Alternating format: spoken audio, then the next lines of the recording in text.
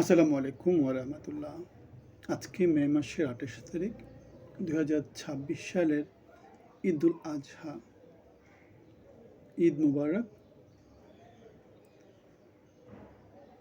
আমরা দেখেছি ঈদ উপলক্ষে পশুর হাটে ঢাকা শহরে যেরকম অব্যবস্থাপনা হয়েছে, এরকম অবস্থাপনার নিকট অতীতে আর দেখা যায়নি। আমরা দেখেছি যে মেট্রো রেল যে স্থাপনা আছে, সেই স্থাপনার যে স্টেশনগুলো আছে, সেগুলো প্রবেশ পথে গরুর হাট দেখা গিয়েছে। গরুর হাট দেখা গিয়েছে মেট্রো রেলের উপরে যেই বড় বড় স্তম্ভগুলো আছে, সেই স্তম্ভগুলোর নিচে লাইন ধরে লোকজন হাঁটাচলা করতে পারে না, এমন একটা অবস্থা। লোকজন এই জিনিসটাকে বলা শুরু করেছে গরুতন্ত্র।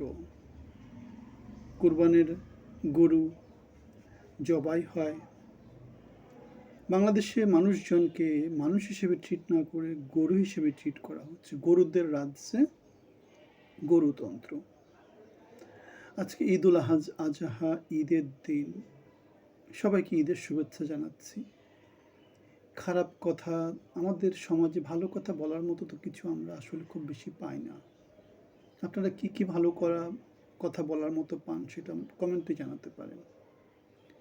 তার একটু আমাকে দেখলাম হাজিদের যে হজ ফ্লাইট আছে, সেই হজ ফ্লাইটে গিয়ে তিনি হাজিদের কাছে বাংলাদেশের জন্য, নেতা নেত্রীদের জন্য, দেশের জন্য দোয়া চাওয়ার একটা ভিডিও ভাইরাল হয়েছে। সে ভিডিও দেখে ভালো লেগেছে যে তারেক রহমান ইসলাম ধর্মের যে নিয়ম নীতি, যে আকিদা, সেই জিনিসগুলোকে তিনি ফলো করার চেষ্টা করছেন। তারা সৌভাগ্যবান যারা হজ করতে পারছে বা মক্কা শরীফ, মদিনা শরীফে যেতে পারছে। কিন্তু রাষ্ট্র ব্যবস্থাপনার মধ্যে নিয়মতন্ত্র না আসলে, আইনের শাসন প্রতিষ্ঠা না হলে, ন্যায়ভিত্তিক শাসন প্রতিষ্ঠা না হলে, অযোগ্য চোর বাটপারদের শাসন প্রতিষ্ঠা না হলে, তারেক রহমানের এই সমস্ত পাবলিক প্রোপাগান্ডা, পাবলিক যে ইন্টারেকশন, সেগুলো বেসিক্যালি প্রোপাগান্ডা হিসেবে থেকে যাবে। কারণ পরিবর্তন আনতে হলে ভিতরগত পরিবর্তন আসতে হবে, মানুষের ভিতরে পরিবর্তন আসতে হবে। মেট্রো রেলের স্থাপনার কাছে পুরো ঢাকা শহরে যেভাবে গরুর হাট হয়েছে, যেভাবে অব্যবস্থাপনা হয়েছে, অথবা তার যে উন্নয়ন চিন্তাভাবনা যেগুলো গত 3-4 মাসের সামনে আসছে, অথবা তার যেই নিয়োগ মনোনয়ন, মন্ত্রী এমপি বানানো, যেগুলো আমরা দেখতে পাই, সেগুলো আমাদেরকে সবসময় শঙ্কিত করেছে। আপনাদেরকে কেন শঙ্কিত করে না, সেটা মন্তব্যতে জানাতে পারেন। আমরা আপনাদের সাথে বাংলাদেশের অর্থনীতি, রাজনীতি, সমাজনীতি নিয়ে কথা বলি।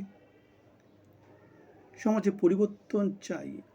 আমার মনে হয় বাংলাদেশে 20 কোটি মানুষ সবাই পরিবর্তন চায়, কিন্তু এই পরিবর্তনটা কিভাবে আসবে সেটা কারো কোনো ধারণা নাই। সবার যেটা ধারণা যে আমি গেলে পরিবর্তন হবে, আমি গেলে পরিবর্তন হবে। কিন্তু আমরা দেখেছি যে পৃথিবীর যে সমস্ত দেশগুলো উন্নত হয়েছে, সেগুলার উন্নত হওয়ার কারণ কি? মালয়েশিয়া কেন উন্নত হয়েছে, সিঙ্গাপুর কেন উন্নত হয়েছে, হংকং কেন উন্নত হয়েছে, চীন কেন উন্নত হয়েছে, আমেরিকা কেন উন্নত হয়েছে?